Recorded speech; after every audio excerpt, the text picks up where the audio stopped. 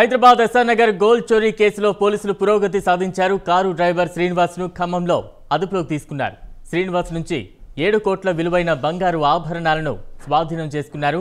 హైదరాబాద్లో 5 రోజుల క్రితం బంగారు ఆభరణాలతో డ్రైవర్ శ్రీనివాస్ పరారయ్యాడు.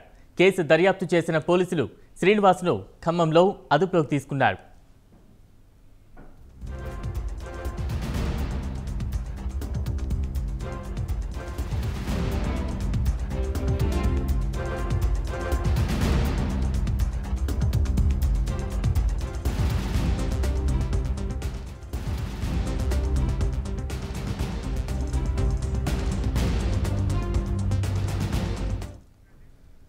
రైట్, మొత్తంగా 5 రోజుల క్రితం బంగారు ఆభరణాలతో పరారైన డ్రైవర్ను ఖమ్మంలో పోలీసులు అదుపులోకి తీసుకున్నారు. పూర్తి అప్డేట్స్ మా ప్రతినిధి ఉషా అందిస్తారు. ఉషా, బలరాం ఎస్ఆర్ నగర్ పోలీస్ స్టేషన్ పరిధిలో 7 కోట్ల విలువ చేసే బంగారు ఆభరణాలతో పరారైనటువంటి డ్రైవర్ శ్రీనివాస్ ను ఎట్టకేలకు ఖమ్మం వద్ద పోలీసులు అదుపులోకి తీసుకున్నారు. దీని విలువ ఏదైతే బంగారు ఆభరణాల విలువ అలాగే వజ్రాల విలువ రెండూ కలిపి కూడా 7 కోట్లు ఉంటుందనేసి ఇప్పటికే తెలుస్తోంది. ఈ 7 కోట్ల విలువైన బంగారు ఆభరణాలను కూడా పోలీసులు సీజ్ చేయడం జరిగింది.